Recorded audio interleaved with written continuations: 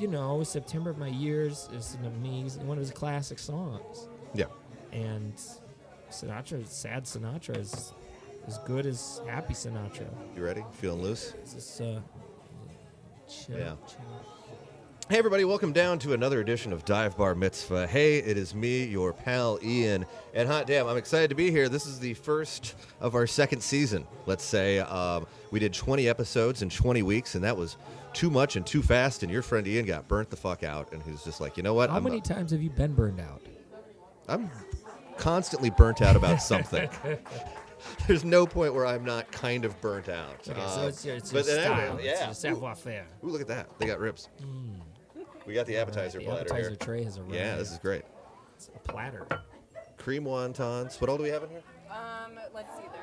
There's egg rolls, and then ribs. and Everything's chicken fried. and Crab Rangoon. All right. Crab Good what? thing you went to the Crab gym Rangoon. before this. Kind of Okay. like a cheese puff, but there's crab meat. This is Yeah. a hot Hot mustard. sauce. Be careful. That stuff's really hot. Oh, okay. You're supposed to eat it like soup. I think that's what you're supposed to do. Here's the Or you can Just just ladle it drink up. it. Yeah, Just yeah. If we Okay, could I'm gonna get a drink hot straw, mustard. lay some rails down. Enjoy, guys. Thank you. Okay? All right. All right, but hey, and this is our first episode back, and I could not have found a better place to do it. We are here at David Fong's tonight, here in South Minneapolis. No, I Where think are we? we're at Bloomington, buddy. Are we in Bloomington? Okay. Yeah. Now, this has actually been a place that I've wanted to film for a long time, but I was waiting for the right fit. And tonight's guest happens to be just that fit. He's one of my best friends on earth. I've known him for, I don't know, 15 years? 15 years. 15 years. Yeah. He has a new album out, coming out at the end of this month, called The End Is Not the End. It's on Eagles Golden Tooth Records. And he's got a big highfalutin release show coming up on the 25th and 26th at the Ice House. And it's going to be a hoot. And ladies and gentlemen, our guest today, Mr. Mark Mallman.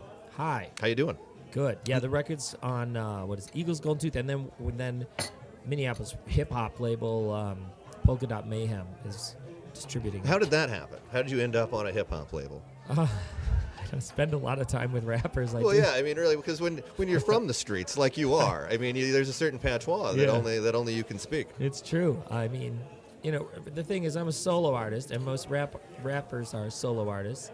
So I don't hang around with a lot. There's not a lot of time where you're gonna call a whole band We didn't get any napkins. and say, We have a big basket of fried food and not nary a single napkin. yeah, Everybody but else has you- napkins. Your napkin is on your lap. Oh, I never got a Didn't you napkin. unravel it? No, I Where didn't did get a your napkin. silverware come in? I don't have any silverware. You got a knife, clearly. Well, just reach over and grab one of those David Fong's. I love it. There's a fish these don't tank. even come with these don't come with knives. Where did yours come from? Okay, you've got a fork and a They spoon. trust me with a knife. So, if anyone's still listening. Yes, but as you were saying. Oh, no. I made another album, my 8th album. Yeah, but it's on a hip hop label. It's on a hip hop label because I guess I hang out with a lot of rappers. Mm-hmm. Yeah, and so and then it just seemed like a logical choice for you. I mean, I'm gonna try yes, some of the spicy. Absolutely. Let's see how hot that really is. It does look like pudding.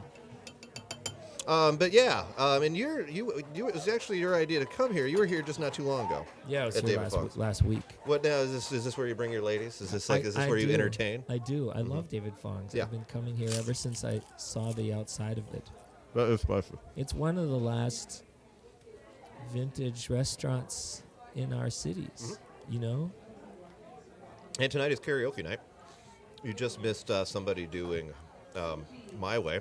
Yeah. Did a very good job. Somebody doing A bad job of losing my religion. well, he made it his own. He did it his way. Yeah, he did. It's always depressing songs at lounge karaoke. But your song's not depressing on this album. But you told me it was a serious album. Is that right? Yes. You also told me you were going to do a serious interview because it's a serious album. Oh, I did? Yeah. If we talk about the album, then I have to be serious. Okay, so then If we don't talk about the album, then I can talk let's about get the serious crap out of the serious way up things. front. So what made you do a serious album this time? I mean, what are you? Is this a sign of age, Mark Mallman? Well, all my albums are serious. This is just the subject matter. Well, Crab Rangoon is a lot to take on. Let's not. The record is it's. I'm very proud of it, and you've been working on it for a while, right? 3 years. It's the longest I've ever taken. How long? 3 years. 3 years, and this is all with Ed at Flowers, right? No, I just mixed it.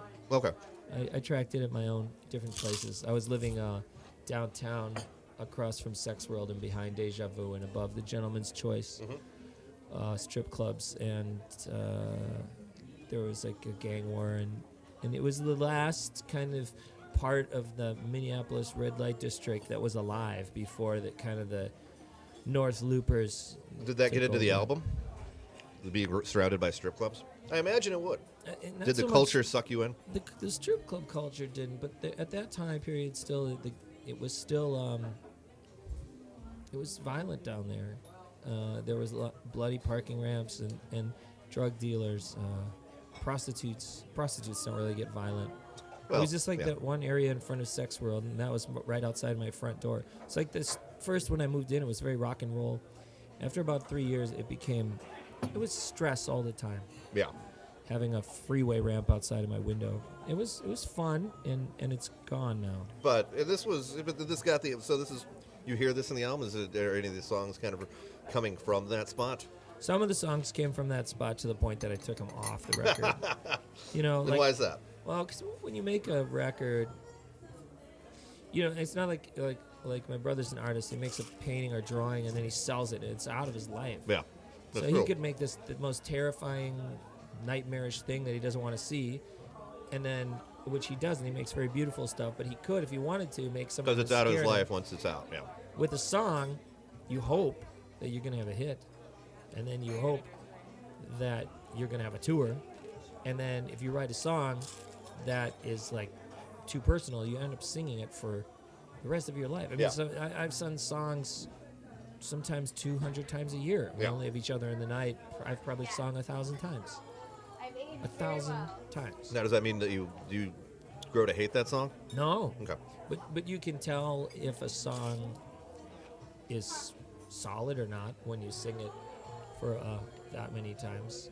It's funny because if I go to see an artist like Elton John show and you hear how much like Crocodile Rock has changed or something like that, No. you realize that he's been making these decisions over the years. No, it should have been this way. It should have been this way. Okay. You really can test a song over a year's time playing. So I think like True Love is a song of mine that we've sped up live. Really? Okay. Yeah, because it's a little bit slow on the record, which is fine. But you write these songs and you don't get to really learn a song and how it functions until you communicate it with an audience on a tour. I'd like to write a bunch of songs and then tour them with a band for a year and then go in the studio and record them. Yeah. Because then I would learn how the material really is refined. Now, if you're calling this a serious album, does that mean that it will be good on the road? I mean, you figure when you say serious, I assume slower. No, God, it's fast. Okay. I mean, it's very fast. It's. I mean, I really tried to make a modern rock record, not in terms of the genre of modern rock, but a 21st century rock record, something that spoke to the times. It's frenetic. And so there's a lot of fast songs. I've always wanted to have a record that I could play from start to finish, like Sgt. Pepper. A band could just go on, Yeah. Cheap Trick does that. Sgt. Pepper cover to cover. Or is that Sgt. Pepper, or do they do Abbey Road? I don't know.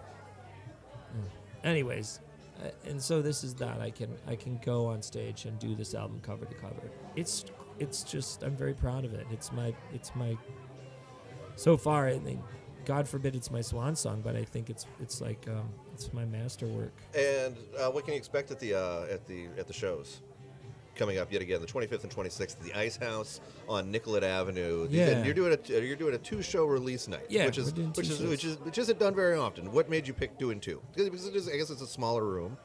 It's a smaller room, and I really like the Ice House is great for jazz, And that's Yeah. kind of where it's made its thing, and then it has this kind of hipsters kind of thing going on too. I don't know what that's all about, but I played it, and it's like a roadhouse in a way, and I've played a lot of roadhouses in 15 years of touring America.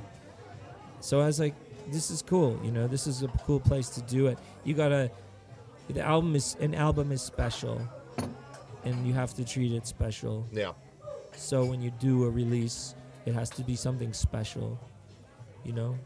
And what do you bring in to the special plate? And by the way, the special appetizer is delicious. I had the Crab Rangoon. That was good.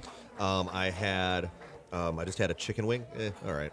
And the butterfly shrimp, though, delicious. Do you want any of this? No, You're I just don't looking want at any like, of it. and I'm kind of lightheaded. I'm coming in here weird. I just Yeah, got you done need food, you need exercising, grease, you need- and then I had a beer immediately after I because didn't that's go to the my gym that's today. my strategy here. Was what I do. I'll exercise, then Yeah. a beer, and then I guess deep fried food. This will explain why I look the exact same as I did before I started exercising. You should have your beer before you exercise. See, but then I'm going to be sloppy, and then I'm going to fall off something, and Yeah. then I'm going to make a fool out of myself in front of the people. But the carbs they're such a fast carb that you're I think I don't know how the alcohol would fall into the situation, but It didn't like sloshing away in your belly. That's I spend a fair amount of time on the elliptical. Generally do like 4 or 5 miles on the elliptical. I don't know if that would work. And you're actually a healthy guy. You've in the last handful of years really kind of decided to take this on seriously. How weird was it for you to decide that you were a man of an age where you had to start exercising? Because it was painful for me. It took me a while to really get my head around it. Like, oh my God, now I'm going to be one of those people who do this. Or were you always kind of healthy? you know it's just. Did you play sports in high school? It's kind of a Midwest thing. Yeah. A Minnesota thing. Maybe I'm not sure what other Midwestern states, but when I was in LA, like everybody goes to the gym. You don't think about it. Mm-hmm. You know, people want. I mean, in bigger cities, people go to the gym. It's not like it's just what you do. You have to. We live in this society where we're just like sedentary. More than ever. But I just decided to start going to the gym because I was like, I needed some like something to shake up my brain. I work for myself, so I don't have to leave the house if I don't want to. And this was like 2 months before my mom died. I joined the gym, and maybe it was psychic. Maybe I thought, oh, I'm gonna need this, and I did need it.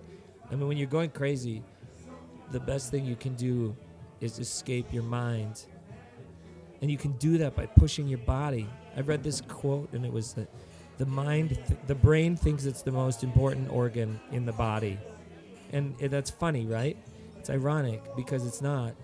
And so when I was really out of my head, I would find that if I went to the gym and I pushed myself and I pushed myself and I pushed myself, you get to that point where you're running so much that you can't think anymore. Yeah.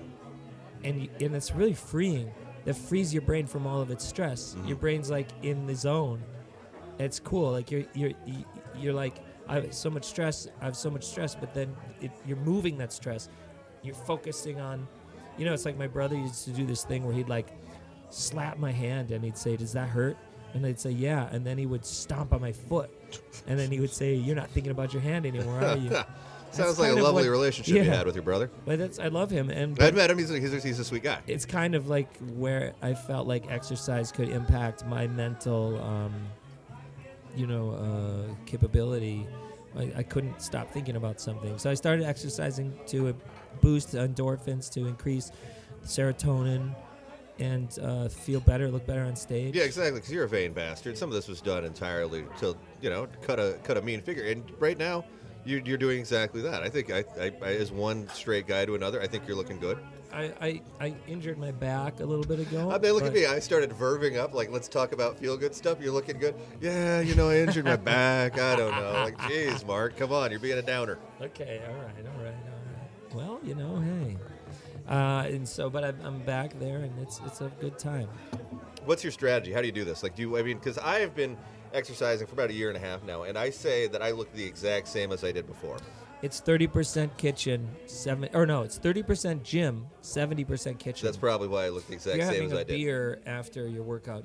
That's like the first thing you want to quit. I wasn't asking what I was doing wrong, Mark. I was just telling you how I'm doing it and how you're doing it correctly. No, you were saying, I've been exercising and it's not working, Mark. No, I was segueing to that you've been doing it correctly. How do you do it? I have been eating some Hey, how you doing? donuts We're doing okay? lately. Yeah, we're doing great. You're good. No, thank you. You've been eating donuts? I mean, yeah, you can't. You got to live life. Yeah. But what's your routine? Basically, I go to the gym, do some light weights, do some squats, do some thrusts, then hit various torture devices, like for sit-ups, a bunch of crap like that, do some arm stuff, and then I hit the elliptical for like, a half hour, 45 minutes. I mean, you're being healthy, and you're doing great things for your body. Yeah, And I mean, if my you're eating stamina a is great fried now. appetizer plate with a beer, Yeah. at least you're exercising. Yeah, that's the way I'm looking at it. Yeah. But now You're not going to lose any weight that way. That's fine. But and so you're working out, not eating fried food, not drinking. So you're pretty much just alpha man right now, right? I mean, do you feel better than other people? Do you feel like you are more superior than other people? Do you look at me and are you looking down right now? I partied for a long time. I put a lot of records out, and I put a lot of miles on my body. Mm-hmm. I've had amazing times all over this country and other countries. So, I mean, I've quit lots of different things, and then I replace them. Like for a while it was refined sugars. Then for a while it was cinnamon, like omega-3 pills, smoking pot. That would be something more severe. Not that that's bad. All I'm trying to do is figure out what are those one or two things that's causing this magnetic black field in my existence that showed up. Yeah. And some of it I won't talk about on record, but exercise is a positive, Right now, the shrimp thing is delicious. And by the way, the beer I'm drinking, Chinese. I love that beer. Tsingtao, not our sponsor. Pabst Blue Ribbon, of course, is our sponsor. Tsingtao, delightful. You know what? I'm willing to say this is even good for you. I can't imagine you can get fat off Tsingtao. It's a rice beer, isn't it? Sure. Well, yeah. Why not? I mean, it's Chinese. Got I'm a lot not of rice po- there. I'm not Makes positive. sense. I know that. First time I had Tsingtao was in Lower East Side of New York, 1997. It's a great beer. Had just done an unbelievable amount of hardcore narcotics, and then I had a Tsingtao. It was delightful. Tsingtao, a tasty, tasty beer. And how do you? So I mean, how do you deal? I mean, is your life changed? I mean, for the better? Are you better with crisis management? If you're cutting out all this stuff, because I think I like to deaden myself to some things. When you're overly available to the outside world, is this set you off kilter at all? I mean, I scored a zombie series for Lionsgate. I scored zombie movies and horror movies. I don't watch violent horror movies anymore, and it's not that I won't go back to it, but life is an incredible thing, and I really wanted to get the mouse out of the house, man. So, and that's all like, it's just part of it, the record is the middle of what happened. It's the evil stuff. It's the destruction and the repair. Yeah, because is Monster Movies on this? Yeah. This has got Monster Movies. So, I mean, that's, dealing with it. That was an early single from it, I guess, even though it was way before the album even came out. Yeah. So, I mean, and that seems to be dealing with that. For sure. The opening lyric is, "Monster movies never scare me," and that's a good reason to be afraid. Yeah. And so if you're sitting here watching a monster movie and you just like one time when I was living in that party church and I was living in the basement of the church, and I just got the Lionsgate job, and so I'm like, I'm gonna watch as many scary movies as I can. It was to the point where I watched The Exorcist alone in the basement. This is when we of the watched church. Human Centipede on your birthday on the big screen. Yeah, I remember those. And I love those movies. I still think they're great. And The Exorcist is a fantastic film. It's an epic masterpiece. But the idea behind that song is when you lack fear, then you're dangerous. Yes. That's like a sociopathic condition, But you're not. Well, I know I have an abundance of fear. I had, especially during the period that this album was written, I had like a Stay Puft Marshmallow Man-sized amygdala. Excuse me? Producing fight or flight. Amygdala? Amygdala. What's that? It's a part of the brain that produces the fight or flight response. Caveman brain, they call it sometimes. Okay. But anyways, I had in Koreatown one time. What is that beer you get at the Korean barbecue? It's like silver. It's really big. It comes in a huge can. Is that Asahi? Is that... I don't think that's Korean, though. You have Asahi, Sapporo? Yes. Sapporo. I don't think that's Korean though. It might be though. I don't know. No. I didn't say ever say it was Korean. I said I had it in Koreatown. Oh. At a Korean It's probably a barbecue. Sapporo though. Yeah. Delightful beer. Oh, I love it. Yeah. But now you're not drinking. No, I hate that. Yeah. I hate that. So you think back positively on these tasty beers. Yeah, and I will drink again. Yes, exactly. I will drink. Just going through it. I mean, do you do this often? I take a couple months off every year, which is probably, I do a half-assed version of it, which is good to kind of reset. But, I mean, how often do you find yourself just like, you know what, I'm going to snack it in? I didn't start drinking until I was 29. Mm-hmm. And I didn't it was a really start beautiful, drinking until I was glorious 29. time. I peaked drinking it when I was about 35. And it was very, very, drunken time. I woke up. I remember I woke up on the road. I was in between two dogs. You're in between two dogs. Yeah, on Okay. a couch, and there was an empty bottle of Black Velvet next to me. And I said, "Did I drink that?" And I opened my phone. It was a flip phone at the time, and there were pictures of me in a Santa Claus costume. And it's a beautiful story, and I had a great time. And Do you remember the time? I don't remember. But looking I back, remember it probably that had to be. time period, those years Okay. of partying and touring and drinking, and it's great. But I do perform better sober. Okay. And so this isn't a question of it's simply, like I said, housekeeping, like you do, Yeah. When you live to extremes, sometimes you got to pull back Yeah. and just check around and make sure Because that a famous poet once said, I don't know why I go to extremes. Too high or too low. I was thinking about There that. ain't no between. I know. I was thinking of Billy Joel a couple days ago. And, You thought about him before then and since then. right, you know right, you right, have. right. I think about him a lot in sexual ways. But I got to say, like, this song, We Didn't Start the Fire, Yeah.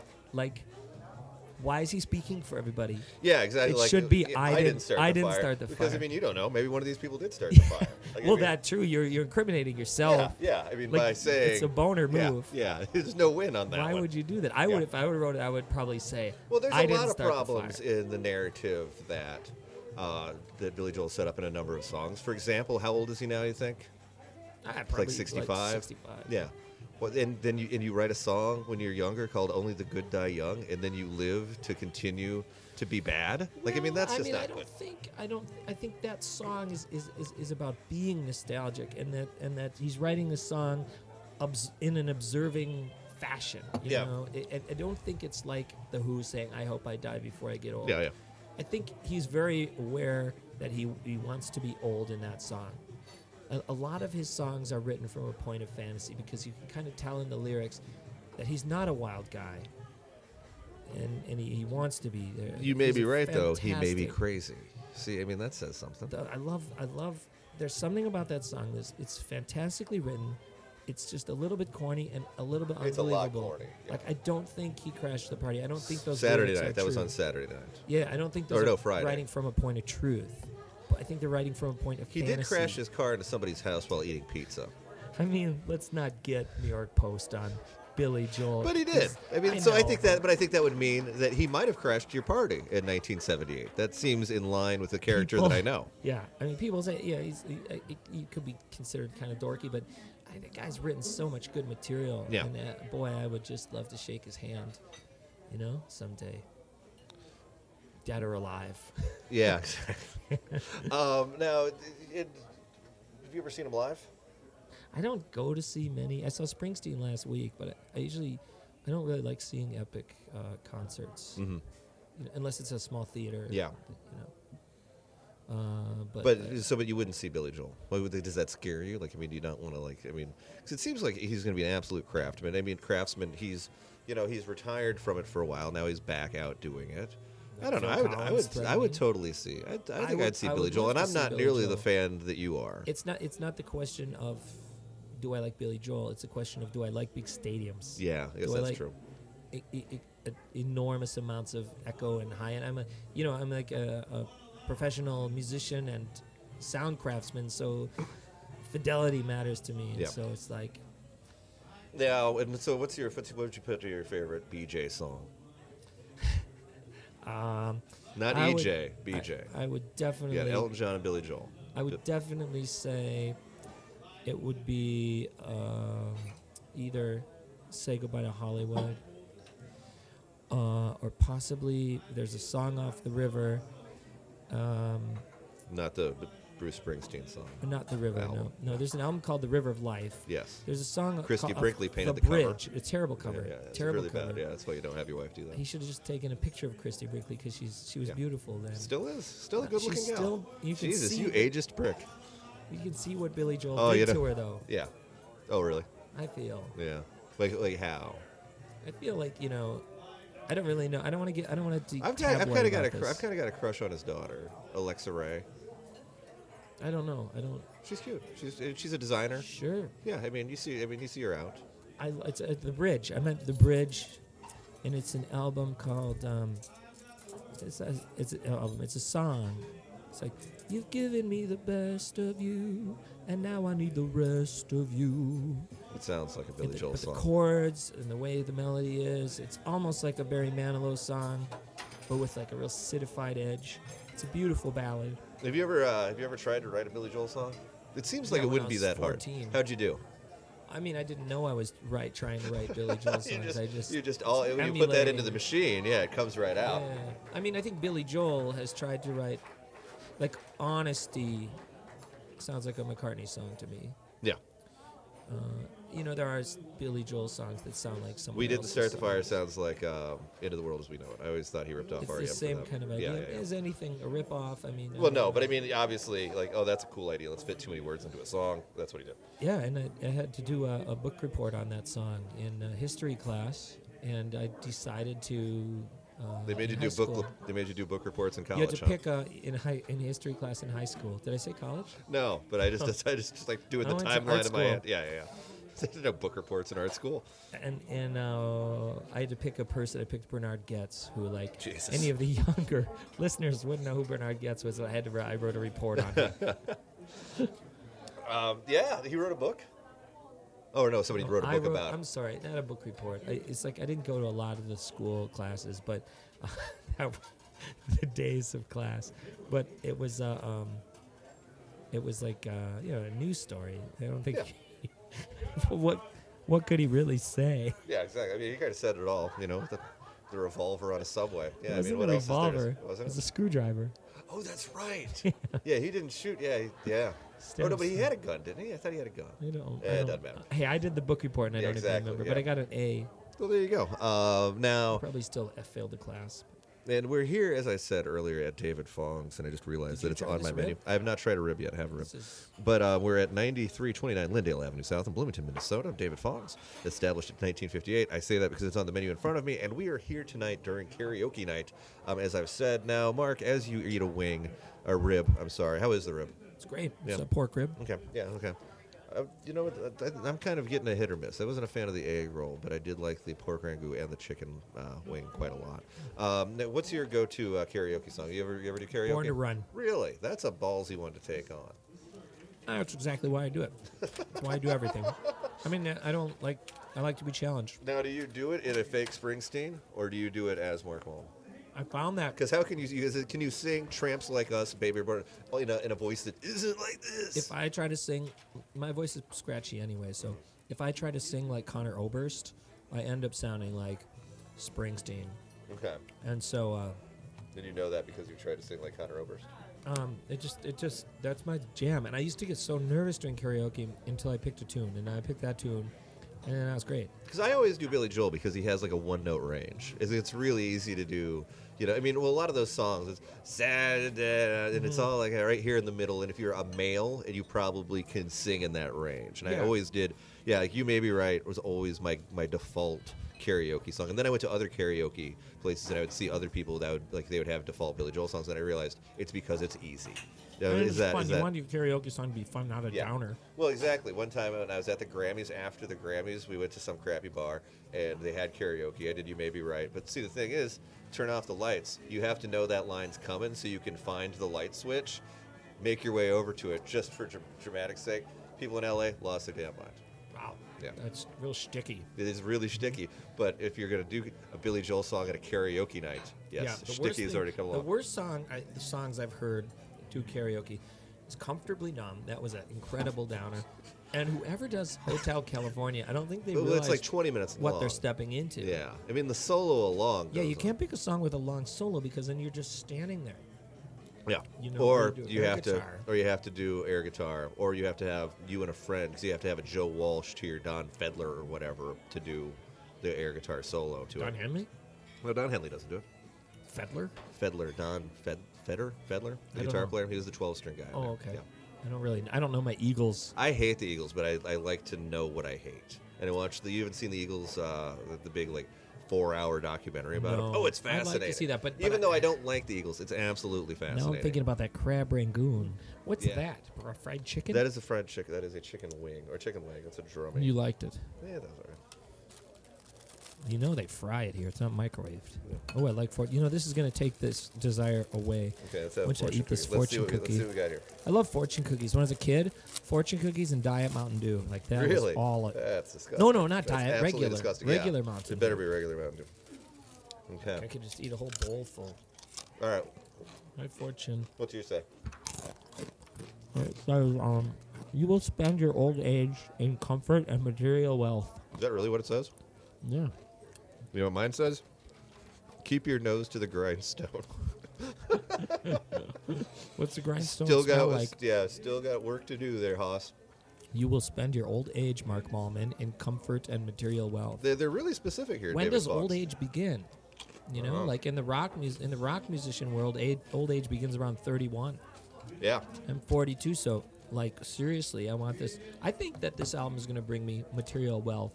I have a lot of comfort in my life, so that's good. Now that you're not living above a strip club. I loved living above a strip club.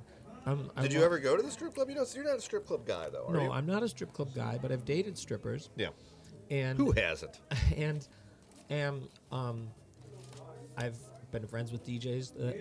I know. I strip love clubs. the industry part of it. I mean, I love the people who work there, but the actual it's like knowing Bette Midler, and Bette Midler's your friend, but then when you Was have to she a hear her stripper? sing, when you have to hear her sing, you're like, this is horrible. I don't like I like what's the way I don't she like what's sings. being put out, but I like her as a person. Well, I'm That's not how going I to get feel into about my strip clubs. opinions about it. It's a dissertation that is About left Bette to Midler? Diablo Cody. Bette Midler or strippers?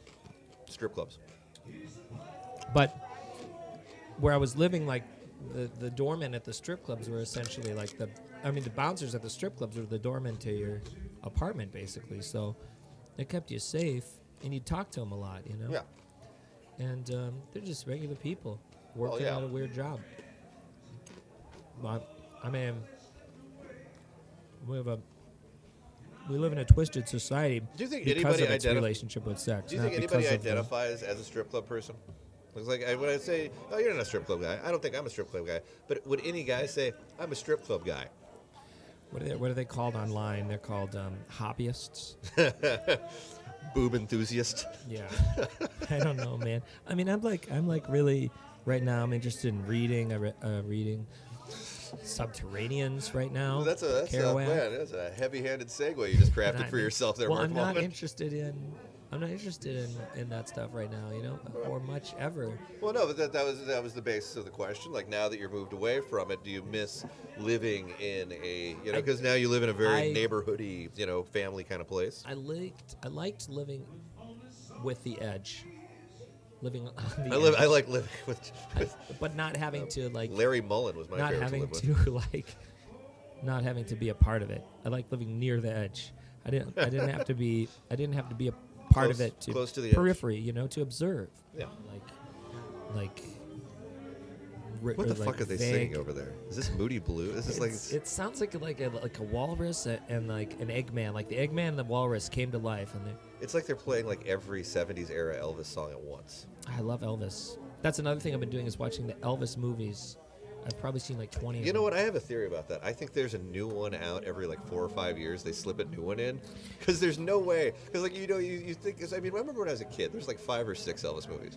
I checked the Wikipedia page. There's 47 Elvis movies now. I think there's 27. But, There's a lot. But Well, that's just when you look the last. best Look again. ones, my favorite ones are There's new ones all the time. Fun in Acapulco. I've never even heard of that movie. That's a new one. It's a great one. That's a new one. Double Trouble. They've got Elvis somewhere in a box in a back lot in L.A. And every couple of years they're like, all right, we're going to dress him up, I don't know, as a roustabout. Roustabout is that the movie we watched together? I don't remember. Roustabout is a movie. That's just okay. None of them are good. Are the you actually best saying one- there's a good Elvis movie? Yes, You're there full of is shit. one good. There's 2 good Thanks, Elvis guys. movies. King Creole is amazing. He's killing it. He's singing, and the story is cool. It's very dark. And Jailhouse Rock Yeah. is awesome. Okay. Jailhouse Rock is almost And what like are the- 8 what- Mile. It's almost like 8 Mile. I'm not kidding. What you. are the tenets of a good Elvis movie? Like, how do you know you're in? I mean, what do you look for in a good Elvis First, you look for the clothes. movie? Okay. Then you look for the moves. Okay. You know, the cool. Now, what about the female? Your Mary Tyler Moore. There's always your 2 Anne females. Margaret. There's Okay. always 2 females in the Elvis movie. It's every one that I've seen. There's 2 or 3, and he's in some kind of harebrained Three's Company style Of mix-up. course. Yeah. And those early black and whites don't have that. You know, they're Which makes them better or worse? better. Okay. But then, if you look at them like you would look at like a collection of works, like a collection of Picassos, or where you look at them. That's the first time that the analogy's blue ever period. been You take the made. blue period and you look at the different paintings. They And he speak had the to one blue another Hawaii when you see- period. Well, there's Fun in Acapulco. There's Blue Hawaii, and then there is Paradise Hawaiian Style. I've never heard of that. Yeah, and Paradise These are new Hawaiian ones. I think Style that you're was behind this. produced by. You're I'm behind pretty the sure it was conspiracy. produced by the Hawaiian Tourism Board. Pretty sure. And so Well, I mean, they're- it seems like one of those movies, like, like, okay, I got an idea. We need a vacation. We need to make a movie. Let's go on Well, vacation and make a movie. Like I was saying about the Picasso's Blue Period, there is a very specific theme and style. You know, like a Stroke song or an AC/DC song. These Elvis movies, there is a certain thing, like in a Woody Allen movie, right? There's always like a dinner party. Yeah. And then there's always this, like in about 50% of his movies, there's a scene where there's someone playing a piano. Yeah. And there's people crowded around the piano, and that's like one of the totems maybe of Woody Allen movies. Okay. In Elvis movies, you got the old girlfriend and the new girl comes to town. Yeah. And there's some kind of mix-up where Because he's always the innocent. Like, he can't be Right. the guy who's chasing tail. he's not ever. He likes girls, but he's an honest guy. Sometimes exactly. some of the movies he's not. But the funny thing is his name is always something pretty like Frank Johansson.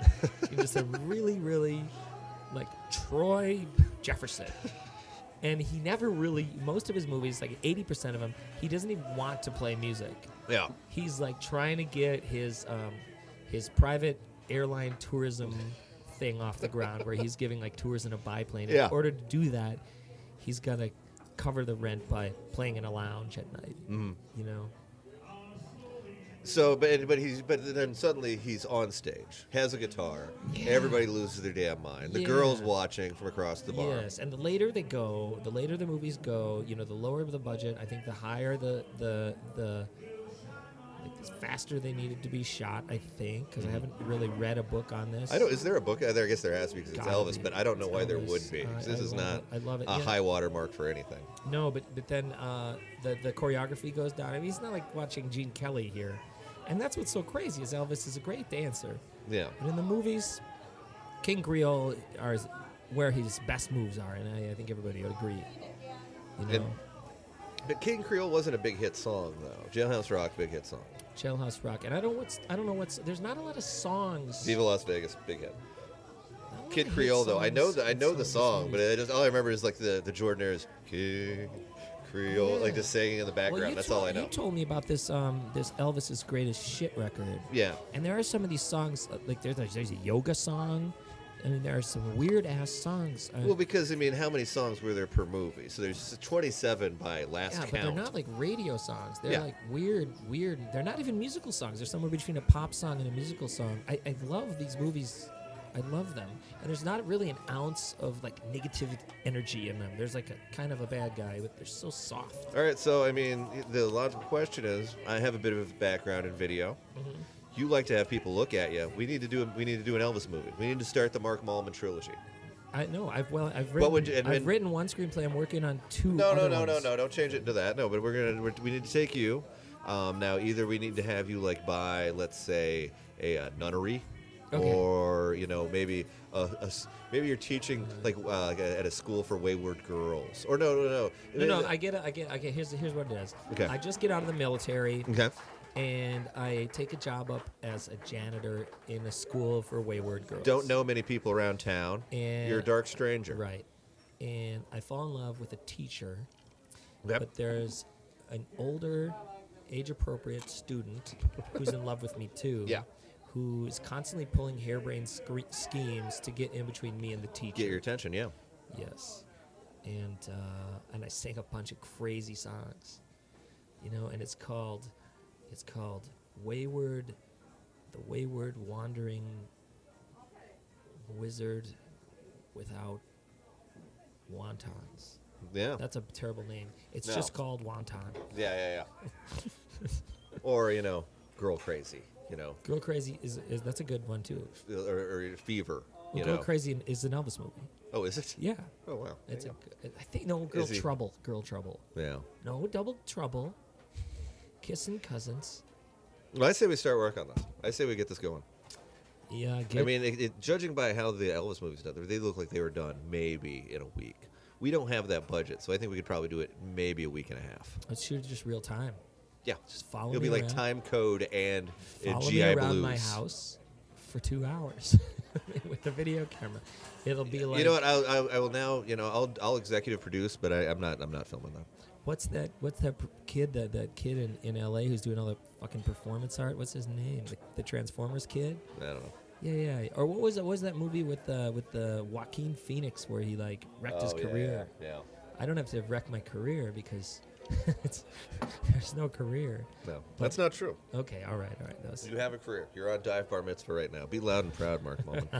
All right, everybody. That's this week's edition of Dive Bar Mitzvah. Mark, I hope you beginning enjoyed didn't it. Scare them away. I think it is fantastic. I might have edited that out by now. Okay, good. I don't know. Probably not. Well, though. you missed the beginning, people. Yeah. How was the rib? The rib was good? I ate one rib Yeah. and water.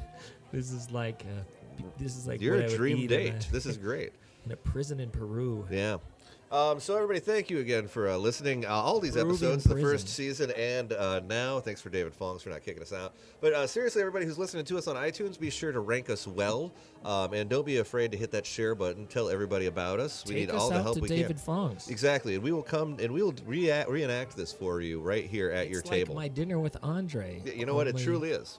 different. Yeah, I put my. And see, the great thing about the candles here, you can hold your hand above them for hours and not feel anything because they're battery. That was in my dinner with Andre, where Andre Gregory was talking about how he did that once. Anyway, sorry, never mind. Mark, thank you again for doing this. Wallace Shawn. Yeah. Wallace Shawn. My whole life was art and music, and now I play a Tyrannosaurus Rex, and I made more money than I've ever made playing a Tyrannosaurus Rex. And I can't really see why I was in an art movie ever, really, when I can be this Tyrannosaurus Rex. Nobody saw Vanya on 42nd Street. You got more? No, but Okay. he's a funny. No, America loves Wallace. Shawn. Yeah. America loves Wallace Shawn, my new game show. There he goes. All right, thanks everybody for listening, and seriously, a moment for our sponsors here today. Without them, we could not do this. I'd like to have a rousing round of applause for our friends at Stand Up Records, the best in thoughtful, edgy comedy. Go to standuprecords.com or visit their brand spanking new Roku channel. All you have to do is go to your Roku box, go to the channel store, search comedy, and we are right there.